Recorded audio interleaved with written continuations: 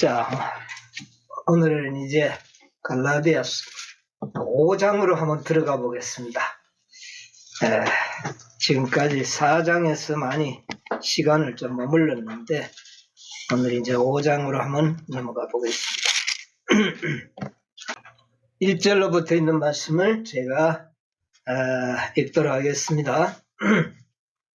그리스도께서 우리로 자유케 하려고 자유를 주셨으니 그러므로 굳세게 서서 다시는 종의 멍에를 매지 말라. 보라, 나 바울은 너희에게 말하노니 너희가 만일 할례를 받으면 그리스도께서 너희에게 아무 유익이 없으리라. 내가 할례를 받는 각 사람에게 다시 증거하노니 그는 율법 전체를 행할 의무를 가진 자라.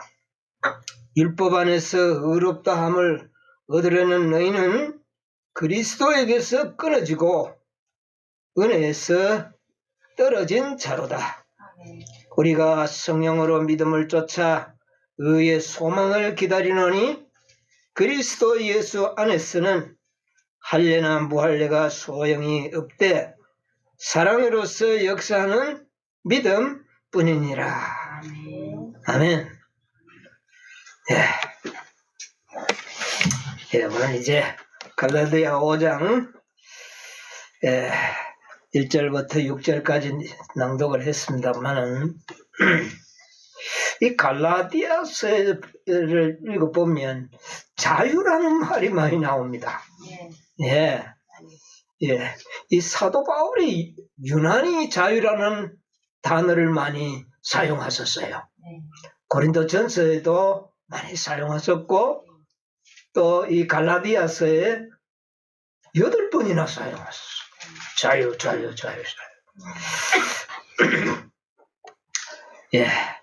굳세게 서서 다시는 종의 멍에를 매지 마라.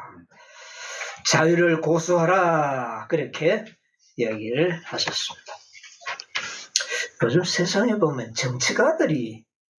정치하는 사람들이 자유라는 말을 많이 사용하죠. 그들이 말하는 자유가 뭔지 모르겠어요. 조금 생각을 해보기는 했는데 이 자유라는 말을 왜 사용하는가 보니까 독재는 물러가라 그러면서 그때 자유를 많이 이렇게 선포하는 것 같아요. 세상에는 어떤 말이 있느냐 하면 자유가 아니면 죽음을 달라 그런 말이 우리 아주 다 알고 있잖아요. 자유가 아니면 죽음을 달라. 자유가 자기 생명보다 뭐 하다는 말입니까? 더 귀하다는, 이 사람 뭘 조금 알긴 아는 것 같은데 자유가 뭐만치 귀하다? 생명만큼 귀하다. 이걸 어떤 사람들이 깨달은 것 같아요. 이 말을 누가 했는지 아세요?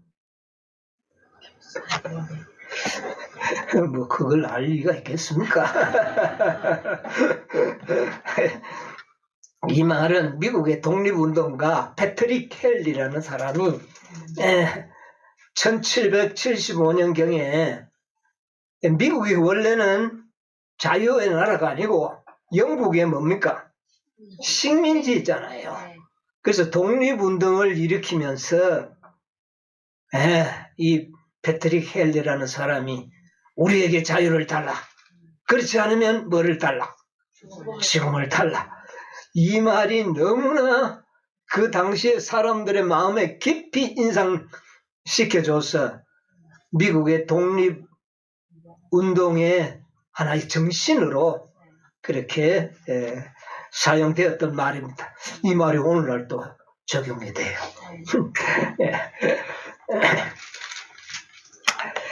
자유를 달라. 그렇지 않으면 죽음을 달라. 이들이 말하는 자유가 뭔가? 이 패트릭 헬리라는 사람이 얻고 싶어 했던 자유가 뭘까요?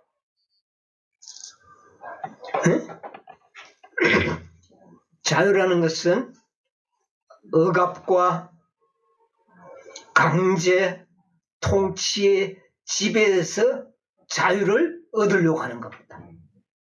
영국의 통치, 그런 식민지 백성들이 되면 강제적으로 지배를 받고, 아주 불편한 게 한두 가지가 아니에요. 그러니까 이렇게 살 바에는 우리는 뭐 한다? 죽음을 우리는 선택하겠다. 이런 이야기인데, 그래서 그들이 추구하는 자유는 뭐냐 하면은 자유민주주의 체제를 살겠다. 그 말입니다. 세상이 말하는 그 자유는 자유민주주의 체제. 누구의 통치와 지배가 아닌 백성들에 의하여 지도자가 선출되고 또 그 다음에 마음껏 말할 수 있는 언론의 자유와 출판의 자유와 이런 여러 가지 자유들을 열거하죠. 그래서 만인이 법 앞에 평등하는 이런 자유를 달라. 그래서 미국이 독립함과 동시에 어떤 나라로 세움을 입었습니까? 자유민주주의라는 세상에 최초로. 그 전까지는 어떤 정치였어요? 왕정정치, 독재정치. 왕이 일평생 해먹으니까. 이런 정치 속에 살다가 최초로 미국이 자유민주주의 체제로 만든 겁니다. 그걸 갖다가 자유라 그래요. 이 세상에는 우리에게 자유 달라는 것은 바로 민주주의 체제 속에서 살도록 해달라. 그래서 민주주의 체제가 뭐라는 말입니까? 그게 자유라는 거예요. 그런데 나는 그게 별로 동의가 잘 안 돼요. 공산주의보다는 좋아요. 그래요. 공산주의보다는 좋고, 이 공산주의는 결과적으로 독재 정치거든. 독재자들에 의해 수많은 사람들이 지배받고 강압당하고 죽음당하고 그랬잖아요. 그래서 공산주의보다는 좋기는 한데, 그러나 민주주의 체제라고 해서 그게 참된 자유는 사도 바울이 그런 자유를 이야기한 걸까요? 분명히 아니죠. 분명히 사도 바울이 이야기하는 이 자유는 민주주의 체제의 그런 자유를 말하는 것이 아니다. 민주주의 체제가 왜 나쁜지 아세요? 민주주의 다 좋잖아요. 근데 뭐가 나빠요? 다수의 원칙이 있습니다. 다수의 원칙. 나쁜 것도 다수가 원하면 어떻게 됩니까? 그거 선택하는 거예요. 그러니까 다수가 진리라. 아이고, 큰일 날 일이죠? 아주 위험한 거예요. 나쁜 것도 다수가 하면 나쁜 게 진리가 되고, 진리도 소수가 되면 그거는 나쁜 게 되어버리는 거예요. 이런 체제가 민주주의 체제예요. 세상에서 이야기하는 자유는 불완전하다. 사단이 자유를 제창했다니까요. 그렇잖아요. 참. 오늘 우리 과정책에 배웠잖아요. 사단이 뭐를 제창했다고요? 나를 따르면 정말 멋진 자유를 너희들에게 주겠다. 그렇게. 예언신에 보면 그런 말씀이 있어요. 대쟁투 493쪽에 보면 493쪽에 보면 그러나 이와 같은 자유를 왜곡시키기로 작정한 자가 있었다. 누구예요? 사단. 하나님이 주신 자유를 왜곡시킨 이와 같은 자유를 왜곡시키기로 작정한 자가 있었다. 죄는 그리스도 다음으로 하나님께 가장 큰 특권을 받고 하늘 주민들 중에서 최고의 권위와 영광을 가진 자로 말미암아 시작되었다. 거기까지 보겠습니다. 하나님이 주신 자유는 최상의 자유입니다. 예, 그것만이 참된 자유였어요. 그런데 사단은 이 자유를 왜곡시키기로 작정하였다는 겁니다.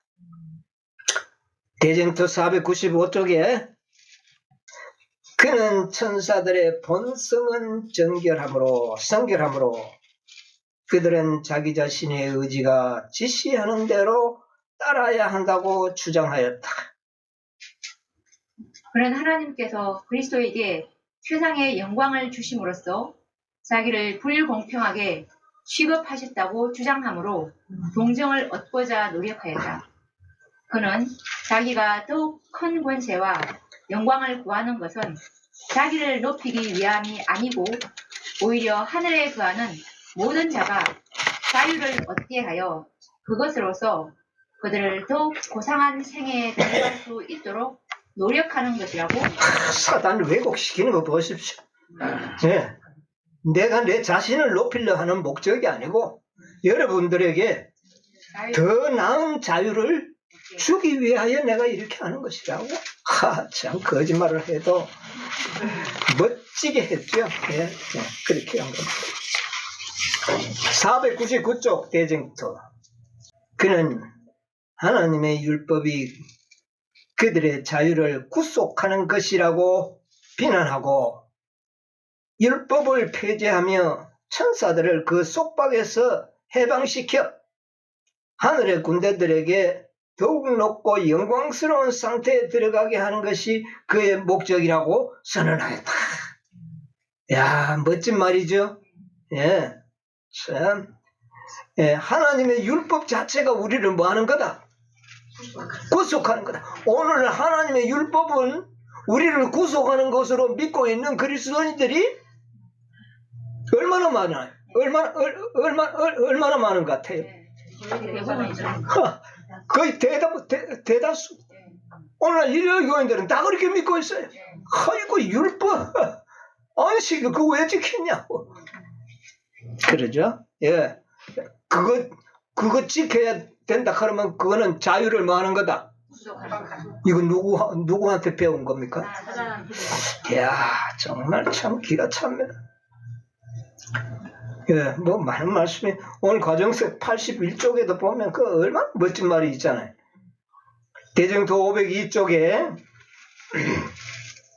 그는 하나님의 율법을 위반함으로 자유와 높임을 얻을 수 있다고 주장하여 왔다. 그러나 그 일이 속박과 타락을 초래한다는 것이 드러났다. 이제 우리가 이제 좀 드러나죠. 예. 하나님의 율법을 위반하는 것은 그게 자유가 아니고 그것은 속박과 타락을 가져왔다는 것이 이제 결과적으로 어떻게 해요? 드러난다. 그래서 사단이 하늘에서 하나님의 율법의 반기를 들면서 뭐를 주장한 겁니까? 자유. 예. 이 자유라는 하나님의 율법과 관련이 있어요. 그거 기억하셔야 돼. 예. 자유. 그래서 율법의 무용론을 자유라고 그래서 천사들이 무슨 율법이 필요하냐고. 그거는 우리의 자유를 뭐한다? 속박하는 것. 이렇게 그 이야기한 겁니다. 공산주의가 그러잖아요. 우리는 다 평등하다. 평등하게 자유를 누려야 된다. 해놓고 지 혼자 독재하는 거야. 처음에는 다 속아. 그런데 나중에 그 속에 들어가 보면 나중에 꼼짝 못하게 그들에게 압제를 받게 되는 것이죠. 요새 가만 보니까 퀴어 축제를 하는 사람도 우리는 자유다. 퀴어 축제. 동성애 축제하는 사람도 자기가 하는 게 뭐라고요? 자유다. 이게 자유라는 거지. 이런 자유를 막는 너희들은 독재하는 거다. 불평이다. 야, 이건 무슨 논리가 이런 게 나옵니까? 다시 말하면 하나님의 율법과 법과 질서를 무너뜨리는 게 자유라는 겁니다. 그럼 가만 보니까 이 세상에 자유가 뭔지를 알아요, 몰라요? 우리도 옛날에 몰랐잖아요, 사실은. 이제 조금 알아요. 아직도 우리가 완전히 아는 거 아니에요? 이 자유의 가치가 얼마나 큰지. 여러분, 이 자유의 가치는요, 십자가가 증명을 하는 겁니다. 하나님의 아들이 십자가에 돌아가실 만큼 자유는 뭐하다? 중요하다. 귀중한 것이다. 하나님께서 우리 인간들에게 자유를 주시려고 참된 자유를 주시기 위하여 십자가에 돌아가셨고 우리에게 자동인형으로 만들어버리면 다 되는데 뭐를 주신 겁니까? 자유를 주신 거예요. 이 인간들에게 피조물들에게 자유를 주는 결과적으로 하나님의 아들이 희생당할 것이라는 것을 하나님이 몰랐을까요? 아시면서도 우리에게 뭐를 준 거예요? 그러면 자유가 얼마만큼 귀하다는 겁니까? 누구 생명? 아들의 생명과 대등한 가치를 가지고 있는 이게 하나님의 품성이에요. 여러분 이 자유라는 말을 함부로 쓰지 마세요. 아주 중요한 그런 의미를 가지고 있습니다. 오늘 이 세상은 자유가 너무 혼란스럽게 가르쳐지고 있어요. 예. 그러면 참된 자유가 뭔가 도대체? 예? 성경만이 정답을 이야기하고 있거든요. 여러분 야고보서 2장 12절 한번 보겠습니다. 야고보서 2장 12절. 너희는 자유의 율법대로 심판받을 자처럼 말도 하고 행하기도 하라. 예. 1장 25절에도 있어요. 자유하게 하는 온전한 율법을 들여다보고 있는 자는 듣고 잊어버리는 자가 아니요 실행하는 자니 이 사람이 그 행하는 일에 복을 받으리라. 여기 보니까 무슨 율법? 자유하게 하는 온전한 자유하게 하는 율법. 이게 무슨 뭐예요? 자유하게 하는 율법이 누구의 율법이에요? 하나님의 율법이 우리에게 뭐를 준다? 자유를 준다. 이야, 성경은 이게 정답이에요. 참된 자유는 자유하는 율법을 순종하게 될 때 거기에 참된 자유가 있다는 겁니다. 그런데 사단은 하늘에서 반역할 때 하나님의 율법이 잘못됐다고 강조했지 않습니까? 그러니까 이것은 뭐를 빼앗아가기 위한 수단이었어요? 모든 피조물에게 주어졌던 자유를 자기가 가져가서 자기 혼자의 독재 권세를 누리려고 하는 그런 사단의 기만이 거기에 있었다 그 말입니다. 여러분 이 십계명이 자유의 율법이에요. 십계명이 뭐 자유의 율법이냐? 에? 이 십계명이 모두가 평등하게 자유를 누리도록 하는 법이에요. 왜 그런지 아세요? 예를 들어서 내가 누구 집에 가서 물건 훔쳐오면 이건 내 자유잖아요. 그러나 상대방은 자신의 자유를 나한테 어떻게 했어요? 빼앗겨 버리잖아요. 그럼 이게 법을 안 지키면 자유가 존재할 수 있나요? 없어요. 그래서 이 십계명은 모든 인간들이 다 평등하게 자유를 누리도록 만들어진 하나님의 지혜의 율법입니다. 네. 여러분 이걸 아셔야 돼요. 이 십계명은 어느 누구에게도 치우치지 않고 심지어는 하나님 자신조차 그 율법과 동등한 의무를 지게 되는 그런 법이에요. 그래서 예수님이 십자가에 어떻게 했어요? 돌아가셨잖아요. 네. 십자가를 율법을 변경시켜버리면 뭐 안 줘도 되는데 십자가 안 줘도 되죠. 근데 하나님의 율법을 변경이나 그걸 어떻게 하지 않기 위해서 자신의 생명을 십자가에 죽게 하셨거든. 그러므로 이 십계명이야말로 모든 자에게 자유를 주는 뭐다? 율법이다. 그래서 요한은 자유의 율법 그렇게 얘기합니다. 그런데 오늘날 십계명을 지켜야 된다고 믿는 그리스도인들이 요새 없다니까요. 아시고 그거 다 옛날 건데 그거 왜 지키노 이렇게 이야기. 야 정말 사단이 기만을 해도 참 완전한 기만을 했습니다. 시편 19편 7절에 뭐라 그랬습니까? 시편 19편 7절에 여호와의 율법은 완전하여 영혼을 소성케 하고 예 됐습니다.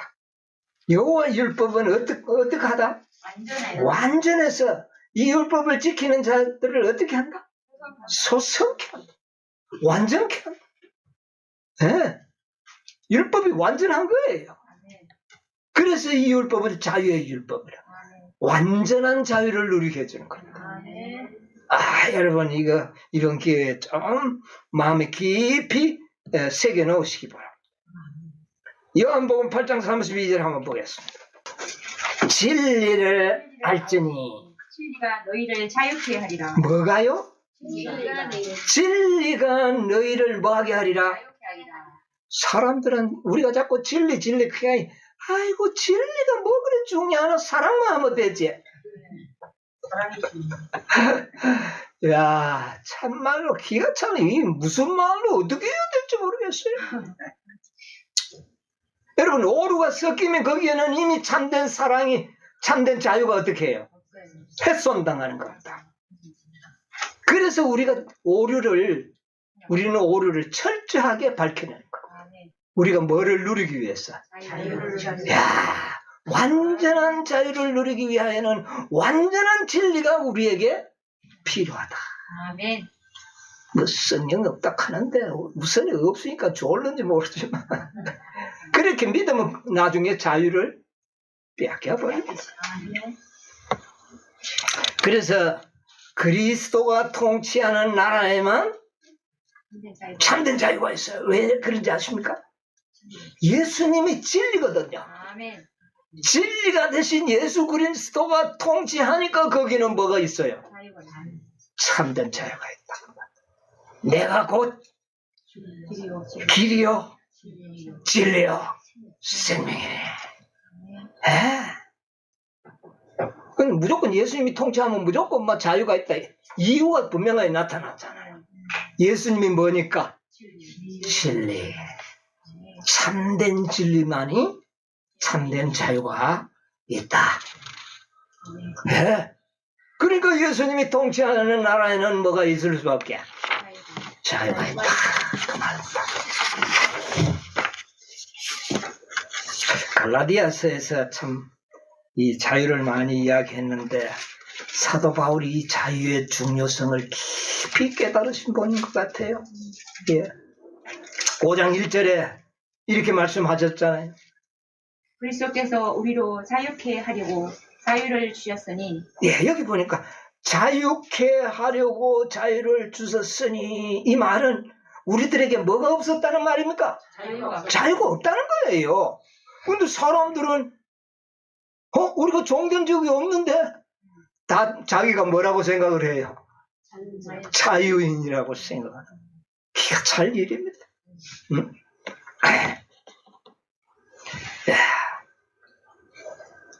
자유가 없다는 걸 이야기하고 있는 겁니다. 아담이 하나님의 통치를 거절하고 말을 안 듣고 선악과를 먹고부터 누구의 통치를 받았어요? 그러면서 뭐를 잃어버렸어요? 자유를 잃어버렸어요. 그때부터 사람들은 사단의 무슨 노릇? 종노릇 하면서 사는 거예요. 종에게는 자유가 없잖아요. 야, 그렇습니다. 히브리서 2장 15절. 또 죽기를 무서워함으로 일생에 매여 종노릇하는 모든 자들을 놓아주려 하시니 놓아준다는 건 자유를 주게 하려고 한다. 그 말이거든요. 자, 사람들이 사단의 말을 잘 순종하며 사는데 왜 순종한다 그랬어요? 뭐가 무서워가지고? 죽는 게 무서워가지고. 다시 말하면 죽는 게 무서워서 하나님의 법을 범한 거예요. 근데 그게 무슨 짓인데? 그게 죽는 짓인데. 사단이 얼마나 우리를 속여놨는지. 너 안식일 지키면 너 죽어? 근데 그렇게 협박을 하면 사람들은 살라고 안식일 범한 거예요. 근데 그게 사실은 뭐예요? 그게 죽는 거야. 야, 어떻게 요렇게 사람들을 속이고 있는지. 제일 우리가 두려워하는 게 뭐죠? 죽는 거. 아이들도 죽인다 하면 겁을 내요. 사단이 죽인다 그래.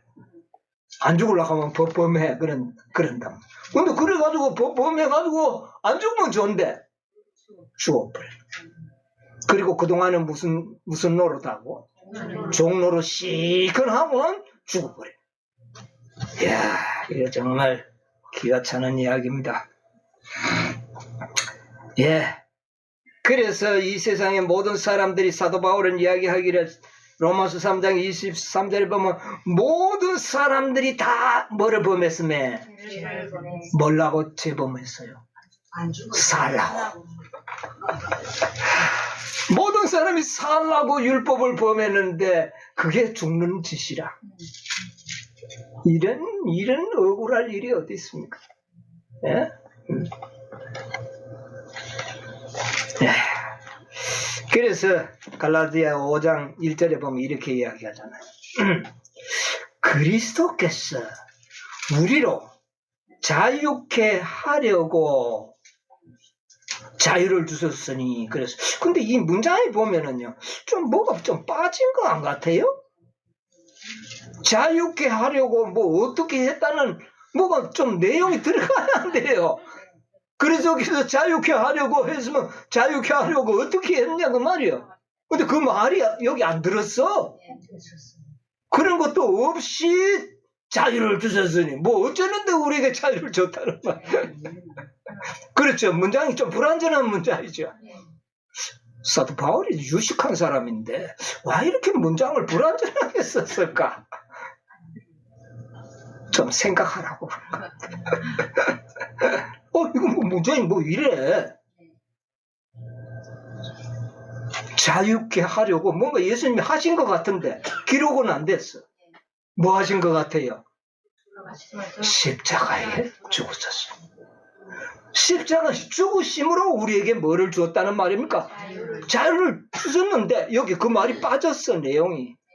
사도 바울이 일부러 뺀 것 같아.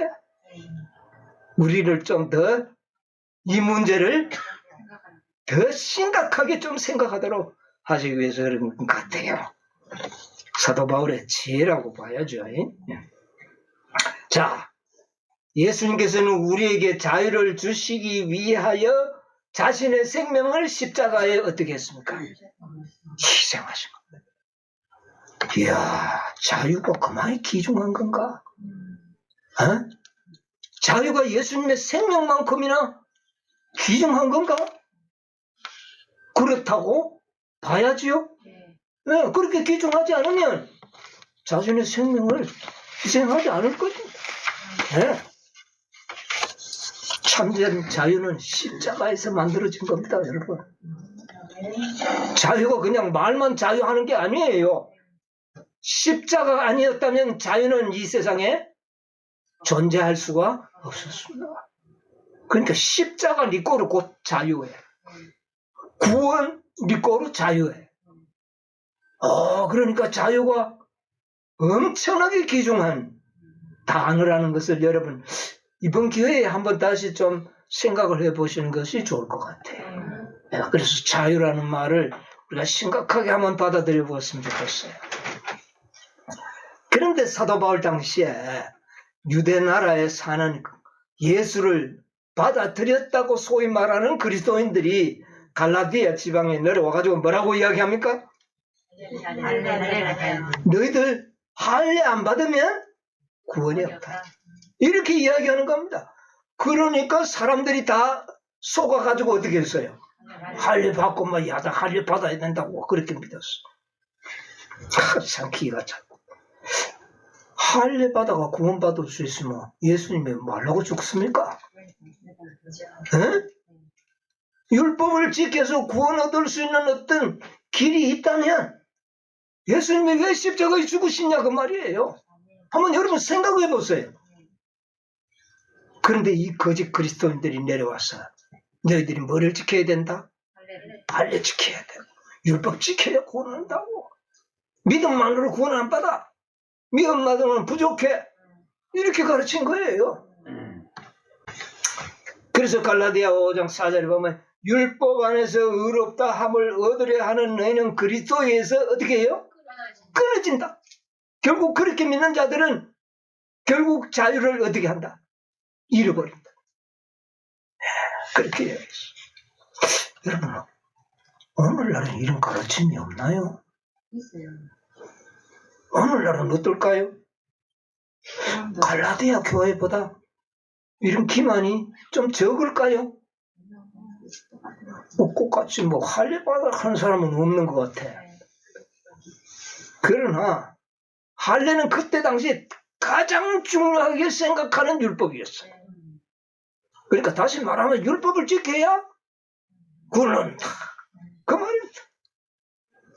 그래서 오늘날도 아주 굉장히 혼란스러워요. 1888년에요. 1888년에 재림교회가 이 기만을, 이 거짓 가르침이 교단적으로 있었어요. 큰일 날 뻔했습니다, 그때. 여러분, 역사를 돌이켜보면 하나님의 율법과 안식일을 지켜야 구원받는다는 것이 재림교회의 분위기였어요. 말이 틀리는 거 없는 것 같은데. 그래요, 안 그래요? 안식일 지켜야 구원받지 않아요? 그렇죠? 갈라디아 교회보다 더 아주 매력적인 그런 기만이 재림교회 안에 있었다니까요.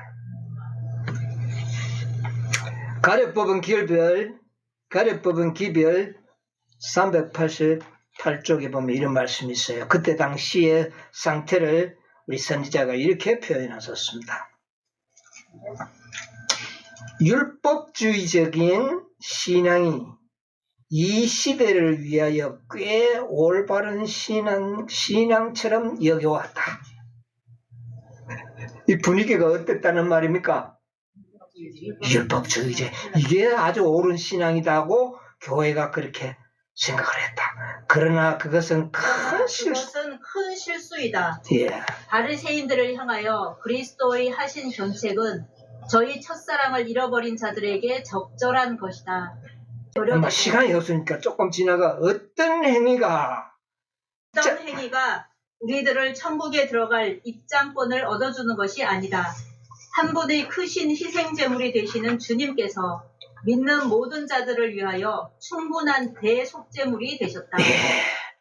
그때 많은 사람들은요, 뭔가 우리가 행위가 좀 있어야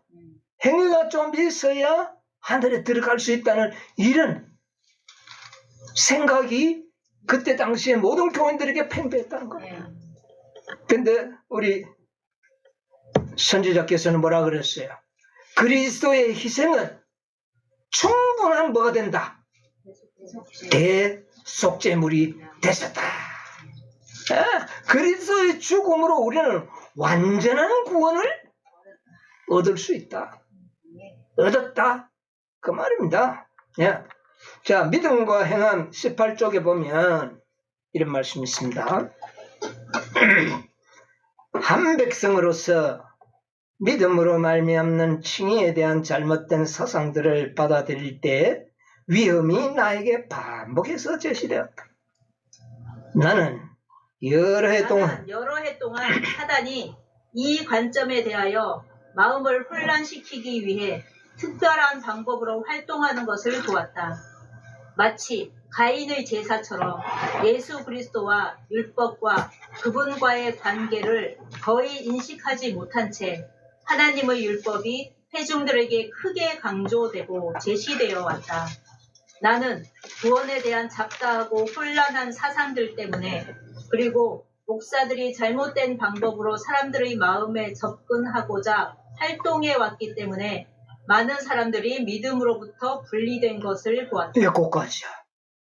1888년 그때 당시에 재림교회가 율법과 복음, 그리스도와의 관계를 이해하지 못함으로 인식하지 못한 채 율법이 매우 강조되었던 겁니다.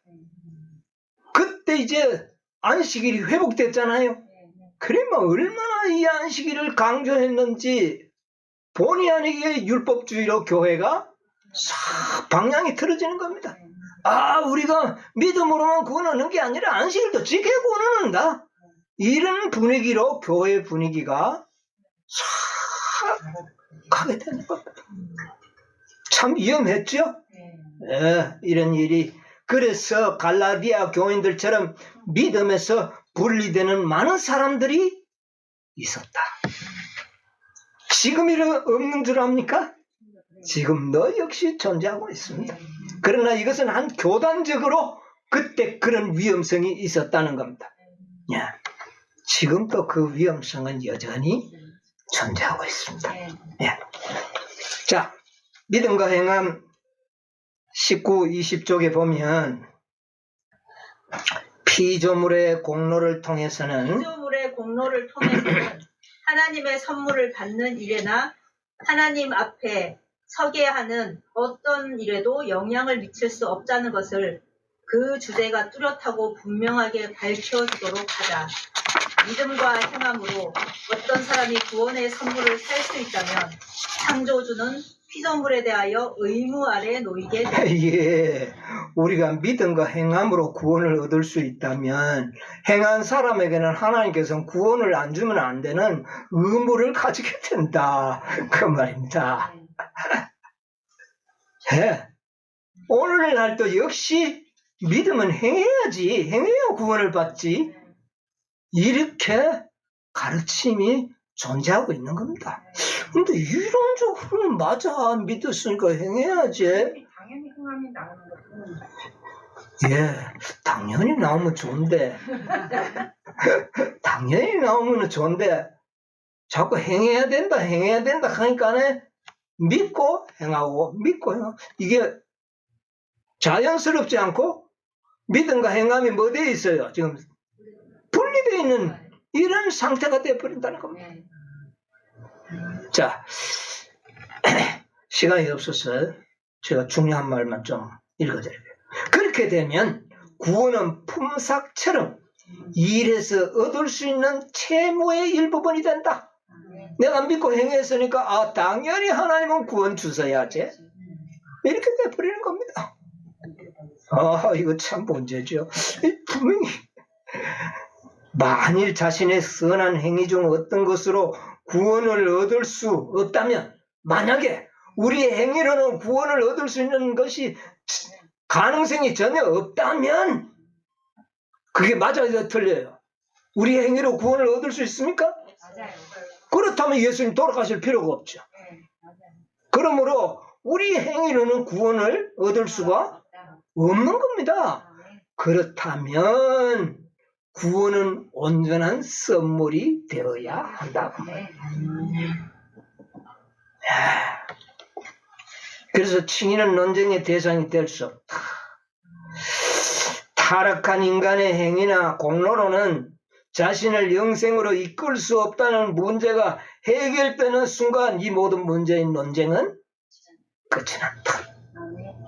여러분 이해하시죠? 이해가 됩니까? 네. 자, 이거 제가 종종 읽어드리는 말씀인데 목사대 보내는 건 91쪽에 주님께서는 크신 자비를 베푸셔서 와그너와 존스 목사를 통해 그분의 백성들에게 지극히 소중한 뭐를요? 기별을 보냈었다. 이 기별은 들리음을 받으신 구주, 온 세상의 죄들을 위한 희생 제물에 관한 소식을 세상을 향해 더욱 분명하게 드러낼 것이다. 그것은 보증물을 믿음으로 말미암는 진리를 제시하였다. 그것은 백성들에게 그리스도의 의를 받아들이도록 초청했는데 이것은 하나님의 모든 계명에 대한 순종으로 나타난다. 많은 사람들이 예수님을 시야에서 잃어버렸다. 자, 이거 참 믿음과 행함, 이게 얼마나 참 헷갈리게 만들어 놨는지요. 저는 지난 안식일에도 이야기했지만 참 신학자들하고 유명한 목사들한테 미안하긴 하지만 그들이 믿음과 행위를 아주 이상하게 가르쳐 버려가지고 이걸 헝클어 놔가지고 보통 기술자가 아니면 그거 못 풀어요. 어이구, 행함이 없이 그러면 구원받나 하면 할 말이 없어. 복잡한 겁니다. 예. 이거 우리 참 중요해요. 사단을 많은 혼란에 이 사단이 빠뜨려 놓은 겁니다. 그런데 오늘날에 그래서 재림교회에는 두 부류가 있어요. 두 부류가.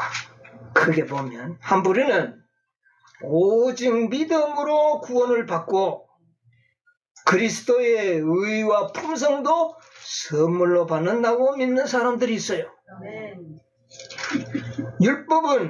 그러면 율법은 뭐냐? 이들의 생애에서 순종으로 나타나는데 여기 그랬잖아요.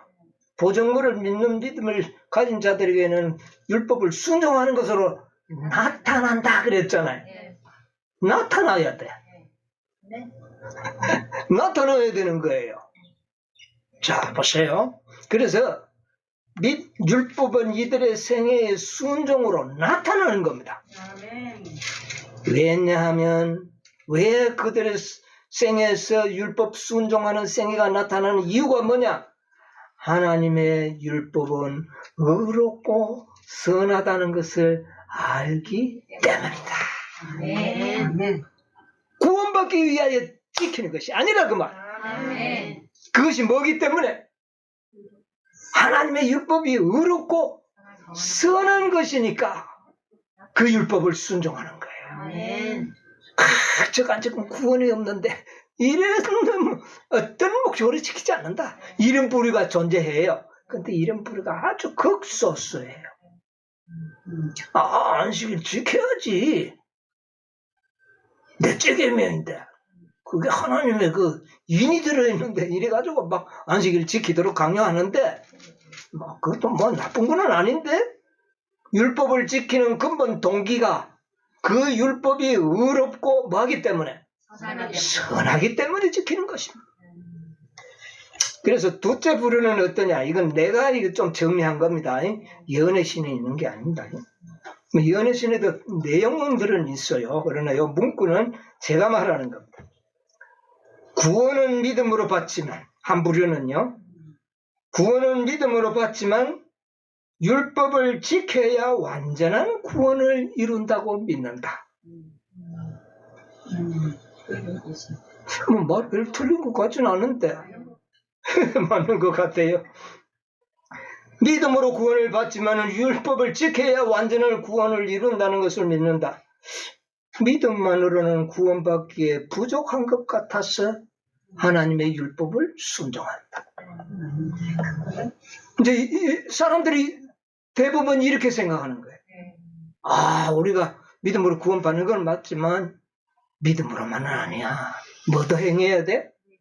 율법을 순종해야 돼. 그러면 이게 자연스럽게 믿음으로서는 구원의 효능이 부족하다는 것을 뭐 하는 겁니까, 이게? 나타내는 것이라. 이거 이론적으로 분별하기는 참 힘들어요. 그러나 분명해요. 믿음만으로는 구원을 얻는 일은 넉넉하지가 못하다고 생각해요. 그래서 뭐를 지켜야 된다? 율법을 지켜야 된다. 그래야 완전한 구원을 이룬다. 이렇게 생각하는 사람들이 대부분이라.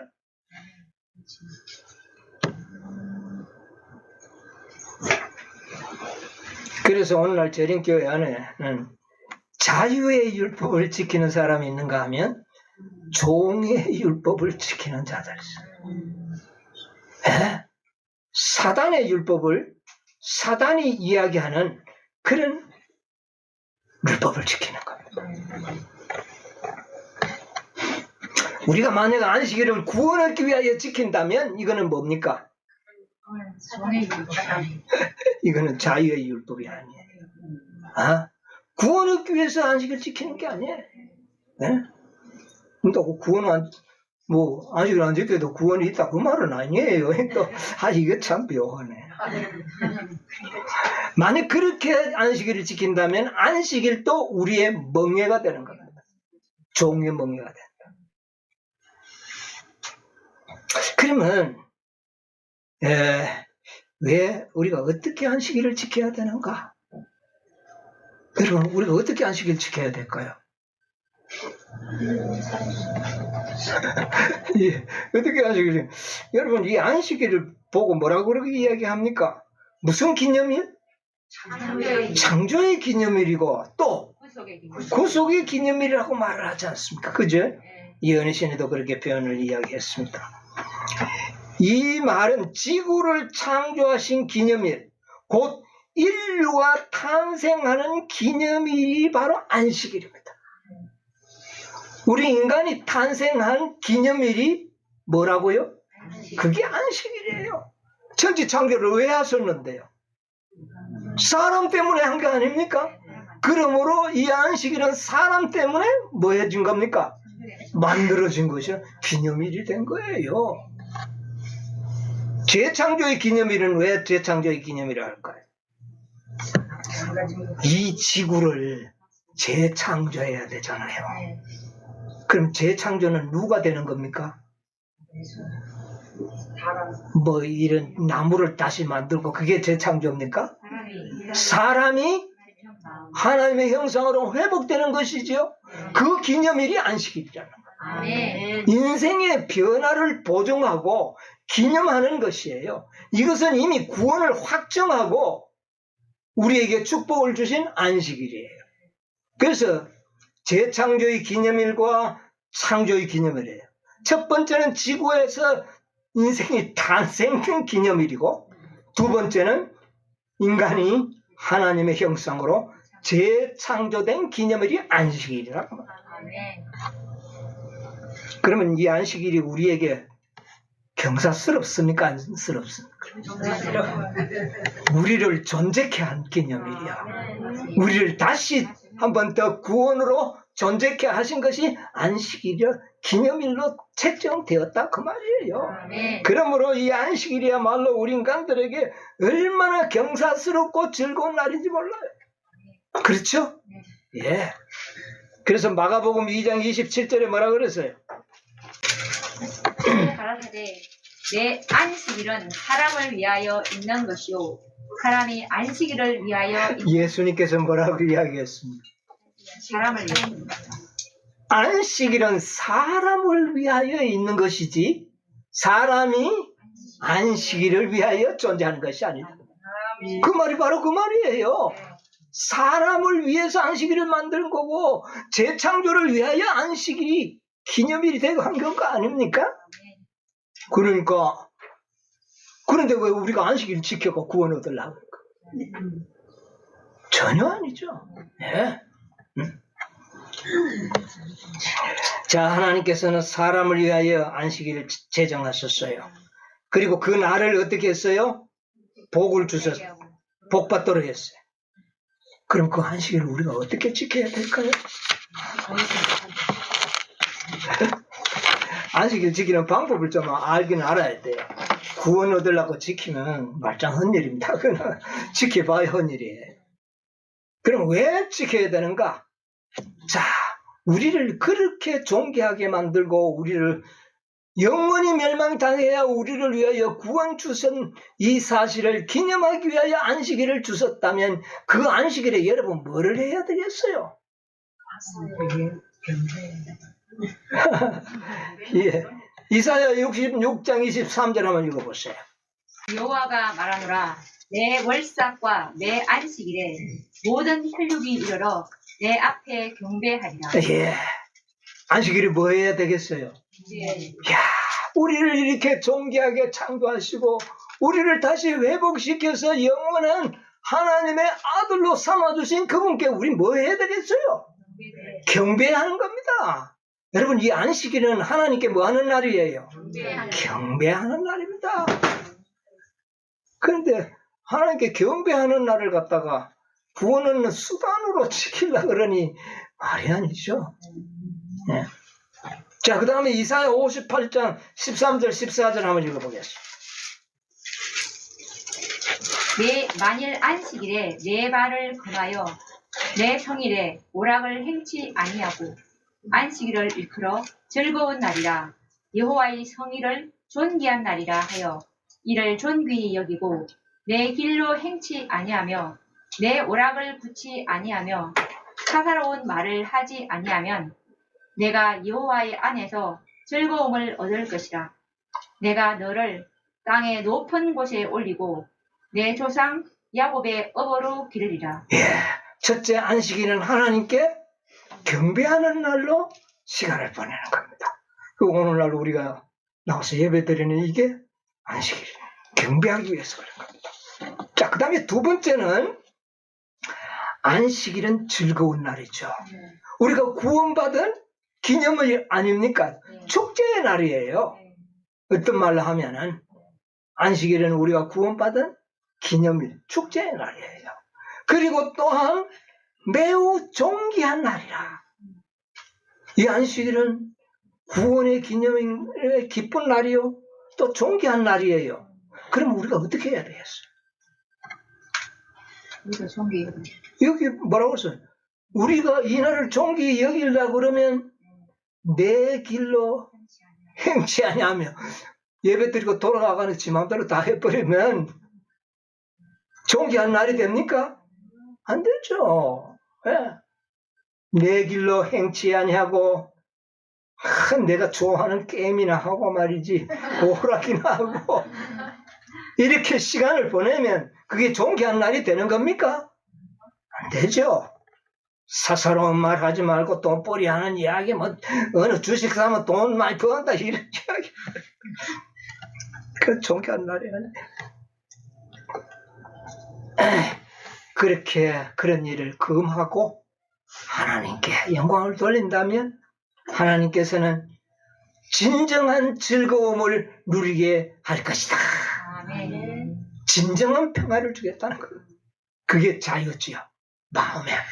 마음에 자유가 있어야 평화가 있을 거 아닙니까? 여러분 요만큼 거짓말 한번 해보세요. 마음에 자유가 있는가? 없지요. 그런 겁니다. 예, 정말 우리가 하나님 안에서 즐거움을 얻고 완전한 자유를 얻는 것이죠. 그리고 우리를 높이고 우리가 하나님을 존귀히 여기니까 하나님께서도 우리를 어떻게 해요? 존귀하게 하는 거예요. 여러분 우리가 하늘에 가면 얼마나 존귀한 자들인지 압니까? 얼마나 존귀한 자들인지 아세요?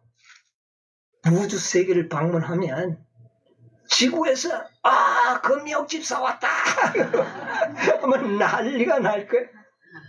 우리를 얼마나 존귀하게 만들어 놨는지 우주 거민들이 우리를 그렇게 바라본다고. 우리가 이 안식일을 그렇게 경배하고 존귀한 날로 지키면 하나님께서는 우리를 그렇게 존귀하게 만들어 주실 것이다. 아멘. 그리고 그날에는 생명과일도 좀 따먹고요. 안식일마다 오면 우리가 무슨 과일 먹어요? 생명 말씀 듣잖아요. 지금도 우리가 듣고 있잖아요. 생명의 말씀 듣고 그리고 마음의 평안을 누리고 이런 축복을 우리에게 주신다. 이게 참된 자유입니다. 안식일 지켜야 구원받고 뭐 어떻게 해야 구원받고 이거는 자유의 율법이 아닌 종의 율법이 되는 겁니다. 아시겠어요? 우리는 이것을 분명히 이해하시게 되기를 바랍니다. 자유의 율법과 종의 율법.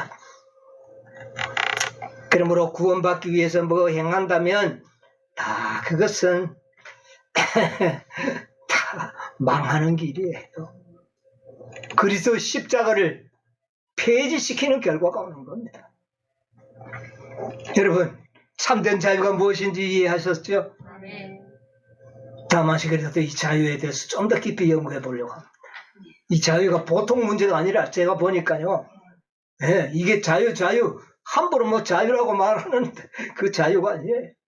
성경의 자유는 곧 영생이요, 평화요, 또한 그것은 십자가에서 만들어진 결과물이라는 것을 우리가 깨닫게 되는 겁니다. 여러분, 오늘도 이 안식일을 잘 우리가 거룩하게 지킴으로 참된 자유를 누리는 그런 안식일 되시기를 간절히 바라면서 오늘은 말씀을 마치도록 하겠습니다.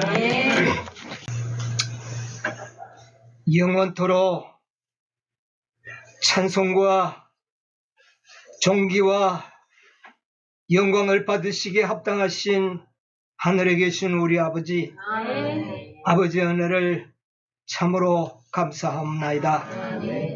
오 아버지, 오늘도 저희들을 이 거룩한 성일에 아버지의 존전으로 다 불러주시고 귀한 생명의 말씀으로 듣게 하여 주셨사오니 감사합니다. 주님께서 우리에게 자유케 하시려고 자유를 주셨다고 말씀하셨습니다. 아버지의 이 자유가 무엇임을 우리가 올바로 이해하고 깨달을 수 있도록 도와주시옵소서. 세상에서 말하는 그런 자유가 아니요, 이 자유는 바로 예수님의 십자가를 통하여 만들어진 자유라는 사실을 아버지 우리가 기억하게 하여 주시옵소서. 이 자유가 얼마나 고귀한 것인지를 기억하게 해 주시옵소서. 그래서 우리에게 자유를 주시기 위하여 자유의 율법을 우리에게 주심을 인하여 감사합니다. 이 자유의 율법을 순종하는 한 우리는 자유를 잃어버리지 않을 것을 압니다. 오 아버지여, 어떤 사단의 기만 속에서도 우리가 이 참된 자유를 잃지 않도록 도와주시옵소서. 우리가 믿고 있는 이 진리의 가치를 올바르게 판단하도록 주님 도와주시옵소서. 사단은 오류를 통하여 우리의 참된 자유를 뺏어가려고 합니다. 오 아버지, 우리가 이 진리의 가치를 올바르게 판단하고 아버지 우리가 깨달을 수 있도록 도와주시옵소서. 오늘 이 세상에 얼마나 많은 사람들이 참된 자유를 왜곡하고 오해하고 그렇게 살아가는지 모릅니다. 주여, 우리 인생들을 불쌍히 여겨 주시옵소서. 오늘도 이 자리에 나오지 못한 우리 사랑하는 영혼들이 있습니다. 아버지여, 불쌍히 여겨 주시고 병마로 인하여 나오지 못하는 우리 귀한 영혼들이 있사오니 아버지여, 그 영혼들을 불쌍히 여겨 주시옵소서. 또 오늘도 아버지 인터넷을 통하여 온라인을 통하여 이 설교 예배에 참여한 모든 사랑하는 영혼들에게 또 아버지여 축복하여 주시옵소서. 아버지, 이 세상은 이제 명절이 되어서 참으로 또 무엇인지 알지 못하고 즐거워하고 또 그렇게 살아갑니다. 아버지여, 우리는 참된 자유를 잃지 아니하고 아버지께 항상 영광 돌리며 이 명절도 잘 그렇게 보낼 수 있도록 우리에게 지혜를 허락해 주시옵소서. 이제는 아버지의 무한하신 사랑과 우리 주님의 그 크신 은혜와 성령의 감동하심이 우리 모두와 함께하여 주옵시기를 예수님의 이름으로 기도하옵나이다. 아멘.